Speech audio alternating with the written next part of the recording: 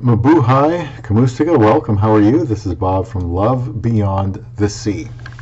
One more video here from home probably before we head off to the Philippines. It's going to be about top Philippines travel scams, not love scams, travel scams that you should know about. Tourists are flocking the Philippines again. Something I haven't talked that much about is travel scams or scams that involve travelers in the Philippines, but we'll do that today. Please subscribe to Love Beyond the Sea and get notifications by clicking the bell plus clicking on add to complete the process.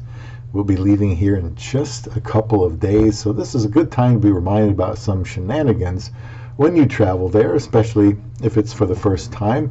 And this is, I'll put the link in the description box. It's from worldnomads.com. There's also a podcast over there. So let's talk about some of these scams that they list there. One that I wasn't aware of here is they call the money changer. My wife always handles that, and she always goes to the usual reputable places, but they say that tourists and balikbayans, which is Filipino expats, are often attracted to dodgy foreign exchange money changing businesses in out of the way places by their large, brightly colored signs and advertising exchange rates, which are better than those offered in banks, shopping malls, and hotels. Already sounds like trouble. Sometimes these operators will use touts to lure in unsuspecting customers. The saying of, if it's too good to be true, it probably is, applies to this situation. The money changer will count out the Filipino peso in front of you, and while counting, use a sleight of hand trick to make some notes or bills disappear. Some will state they only have notes of small denominations, count them in small batches in front of you, take them back while making a few fall out when they hand the total back to you, like a magician here. Other times they'll count the money so slowly that you lose patience, and then you just ask for the money, not realizing they won't give you all the money. Always use reputable exchange places with clearly posted rates in well-lit areas, hotels, malls, or buy from a bank. Count your money before you leave the exchange. Number 2, they list card skimming and ATM fraud. Not all ATM machines can be trusted. Some don't work properly and may chew up your card. Others have devices attached to them by criminals to collect your information for their own shopping spree. Even some shopkeepers, they say, are in on it, taking their sweet time giving you a receipt while they copy down your details.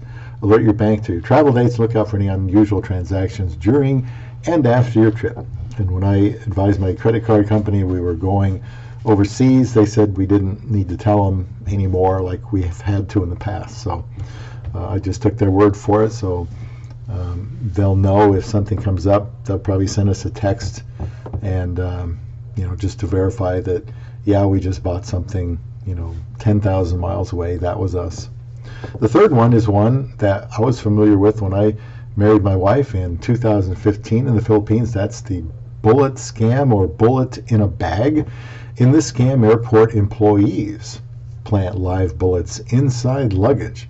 When the passenger puts their bag through the x-ray scanner, that triggers an alert to airport staff, prompting a search and an accusation of carrying a live ammo or firearms. This can tie you up for hours, and a bribe is often demanded to make it all go away. So make sure your bags are securely locked. Consider using bag covers, wrapping, and always keep an eye on your luggage. And my wife, I remember a couple of times we went, wrapped everything up really good so that nobody could slip something in there. They could even slip drugs in there. So when you see that, they're not just trying to be overly clean or something. They're trying to keep someone from distracting them and putting something in their bag when they're not looking. So they can extort money out of them. 4, they talk about Wi-Fi. Always check the name of the Wi-Fi service before using it. And they're not always secure and can lead to hackers accessing your passwords and banking information. And there's drug plants. Number 5, they list travelers have reported falling victim to drug planting.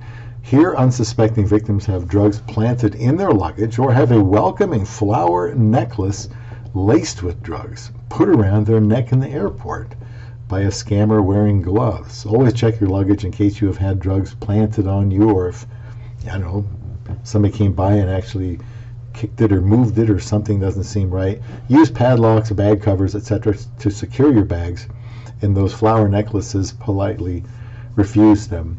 Now, another thing I've heard of that's not listed here is somebody saying, hey, I got to use the restroom, will you please watch my luggage here, this bag. And so they drop it off next to you, they disappear, somebody else comes around and says there's drugs in there and it must be your bags, and then it's not my bag, it's that guy, but he's not here. And then you get pulled over and for $500 we can make this go away.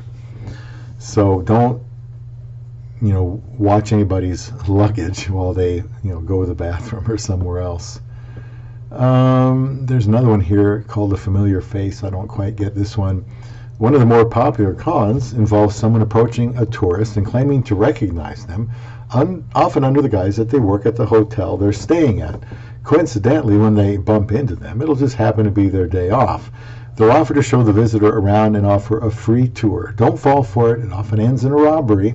Manila is a hot spot for this scam, so be on the lookout. And then there's Filipino for love. Travelers holidaying in the Philippines are charmed by locals, either in person or online, with promises of love. What they're actually looking for is financial gain and a quick way to get citizenship in another country through marriage. There are plenty of red flags to look out for. They list professing their love for you too quickly. Take that one seriously. Asking for funds for their family, flights, education, repeated requests for money. Never give or send money online.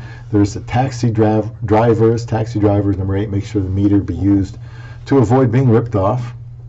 They say it's illegal for taxi drivers to solicit at airports. So if you're approached, the driver isn't legal.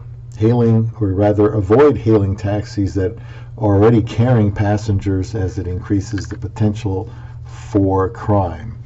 And they can always say the meter's not working, and then say, well, for this price we'll be glad to get you from the airport to your hotel, and it might be 2 or 3 times what you should be paying, but if you're not experienced, how would you know? Or they might say, hey, no worries here, sir, our meter is working, we're going to run the meter, but if you're not familiar with where they're going, they could go 4 or 5 miles out of the way just to drive up that metered cost. And the other one they list here is horse trading. Has to do with horse-drawn buggies. I'm going to skip that part. I'm not sure how popular that is anymore, but those are some travel scams in the Philippines. I'm not sure how old the article is, but it was the money changer, card skimming, and ATM fraud, bullet in the bag, the Wi-Fi, drug plants, familiar face, Filipino for love, taxi drivers, and this horse trading scam. We're going to be going very soon, and my wife takes care of all this stuff for us, so I trust that she knows the lay of the land and how to protect this. Make sure, if you're by yourself, that you're not out in, when it's dark or late and you're by yourself, because you could get mugged. Absolutely. Don't go there wearing attire that would make you look wealthy. Just be very casual, shorts and t-shirt. Otherwise, you're already a target as a Westerner. You could make yourself an even larger target. And I remember the first time we were there, or I was there with her in 2015 to get married. We were in the grocery store, big mall store, groceries, and my wife's brother said that a couple of the guys were kind of eyeballing me, and it looked really suspicious. So he warned security of them to keep an eye on them because, well, I'm 6'1", 1.5, and stand out pretty easy over there. And sure, for all I know, they could have been scheming on what to do to distract me and then take my money. So anyway, I was just meandering along while my wife was buying something else, and then he warned me about that. So those are some things to consider. These are travel scams that you just have to be on the lookout for when you're going to the Philippines, especially if it's the first time, like what I did when I went to meet my love beyond the sea.